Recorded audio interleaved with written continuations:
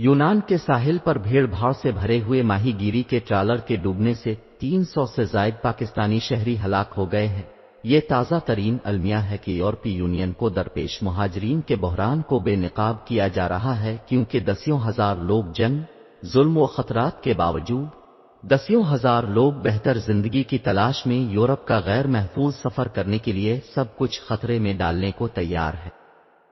اس کے ساتھ ہی کئی یورپی ممالک نے اپنی سرحدوں اور تارکین وطن کے حوالے سے اپنا موقف سخت کر لیا ہے۔ گزشتہ ہفتے یونانی حکام نے ان دعووں کی تردید کی تھی کہ کوسٹ گارڈ کی جانب سے اسے ساحل تک لے جانے کی کوشش کے بعد کشتی الٹ گئی تھی۔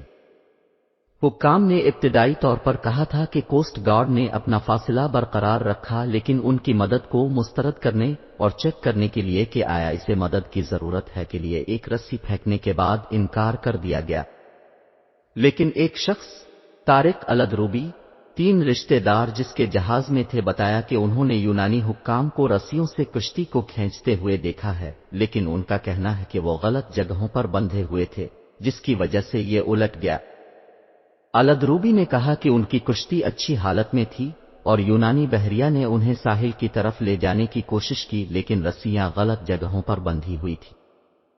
جب یونانی بحریہ نے انہیں کھینچنے کی کوشش کی تو اس کی وجہ سے کشتی الٹ گئی۔ یونانی قومی نشریاتی ادارے ERT سے بات کرتے ہوئے حکومتی ترجمان الیاس سکنڈریس نے کہا کہ کوسٹ گارڈ کشتی کے الٹنے سے 2 گھنٹے قبل اس کے انجن کے خراب ہونے کے بعد وہاں پہنچا اور دونوں کے درمیان کوئی رابطہ نہیں تھا۔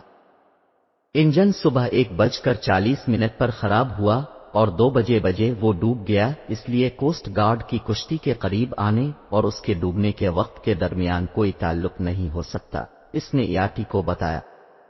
ہیلینک کوسٹ گارڈ نے بھی اپنے رد عمل کا دفاع کیا۔ جب کشتی الٹ گئی تو ہم کشتی کے قریب بھی نہیں تھے، ہم اسے کیسے کھینچ سکتے ہیں؟ کوسٹ گارڈ کے ترجمان نکوس الیکسیو نے بتایا۔ الیکسیو نے کہا کہ ان کی کشتی نے اپنے آپ کو مستحکم کرنے کے لیے صرف ایک چھوٹی رسی کا استعمال کیا، جبکہ یہ تارکین وطن کی کشتی کے ڈوبنے سے چند گھنٹے پہلے کے قریب تھی اور گشتی کشتی ماہی گیری کی کشتی کو کھینچنے میں ناکام رہی ہوگی۔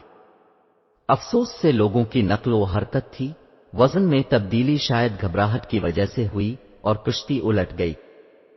جیسے ہی ہم وہاں پہنچے، ہم نے ان لوگوں کو اکٹھا کرنے کے لیے اپنا ریسکیو آپریشن شروع کیا جو پانی میں تھے، الیکسیو نے کہا۔ یورپی یونین کے کمشنر برائے داخلہ کے مطابق اقوام متحدہ کی مائیگریشن ایجنسی کے مطابق کشتی میں تقریباً 750 مرد، عورتیں اور بچے سوار تھے، جس سے سینکڑوں افراد ہلاک ہوئے اور بحیرہ روم میں ہونے والے اس سانحے کو بدترین میں سے ایک بنا دیا۔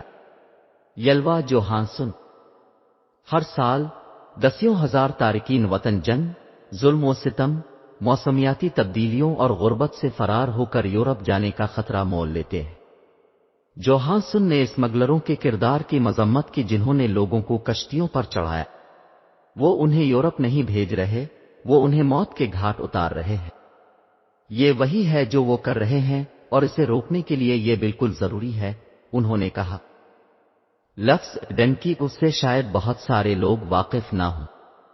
پنجاب کے علاقے گجرات، گجرانوالہ، منڈی بہاؤالدین، سیالکوٹ اور اطراف کے اضلاع کے لوگ اس لفظ اور اس کے مطلب کو بخوبی جانتے ہوں گے۔ بلوچستان، ایران، ترکی کے راستے پیدل کنٹینروں میں بند ہو کر یونان جانے کو ڈنک کہتے ہیں۔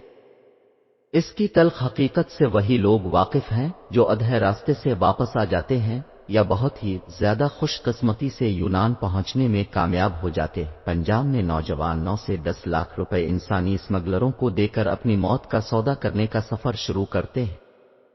ان نوجوانوں کو پنجاب سے کراچی آ رحیم یار خان، صادق آباد لایا جاتا ہے۔ یہاں سے ان کے اذیت ناک سفر کی کہانی شروع ہو جاتی ہے۔ بلوچستان میں داخلے کے ساتھ انہیں بند کنٹینروں، ٹرکوں میں سامان کے نیچے آبسوں، ان کے سائیڈ کے خانوں میں بند کر کے پاک ایران بارڈر پر پہنچایا جاتا ہے۔ بارڈر پر ایجنٹ ان کی جامع تلاشی لیتے ہیں اور کاغذ نام کی ایک بھی چیز ان کے پاس نہیں رہنے دیتے۔ کرنسی، شناختی کارڈ یا اس کی فوٹو کاپی سمیت کوئی بھی چیز ان کے پاس نہیں رہنے دی جاتی ہے۔ یہی لوگ انہیں بارڈر پار کراتے ہیں، جس کے بعد پیدل چھوٹی گاڑیوں کے ذریعے ایران سے ترکی کے بارڈر پر پہنچایا جاتا ہے۔ بھوک پیاس تو کبھی ایرانی فورسز کی نظر میں آنے پر بیشتر لوگ اس سفر میں مارے جاتے ہیں۔ خوش قسمتی سے جو لوگ بچ جائیں وہ ترکی پہنچ کر بند کنٹینروں کے ذریعے اگلے بارڈر پر پہنچائے جاتے ہیں۔ یہاں سے ایک اور اذیت ناک کہانی شروع ہوتی ہے۔ بچے ہوئے لوگوں کو ترکی کے علاقے ازمیر سے سمندر میں چھوٹی کشتیوں کے ذریعے آگے جانا ہوتا ہے۔ چھوٹی کشتیوں پر بڑی تعداد میں لوگ سوار کرائے جاتے ہیں، جس کی وجہ سے اکثر کشتیاں ڈوب جاتی ہیں۔ اس جگہ کے سمندر کو ایجین کے نام سے پکارا جاتا ہے، جہاں پانی نقطہ انجماد سے نیچے ہوتا ہے۔ خون جما دینے والے پانی میں اکثر کئی کلومیٹر کا فاصلہ تیر کر بھی پار کرنا پڑتا ہے۔ دونوں ملکوں کی فوجوں میں سے کسی کی نظر میں آئے تو گولیوں کا نشانہ بن سکتے ہیں۔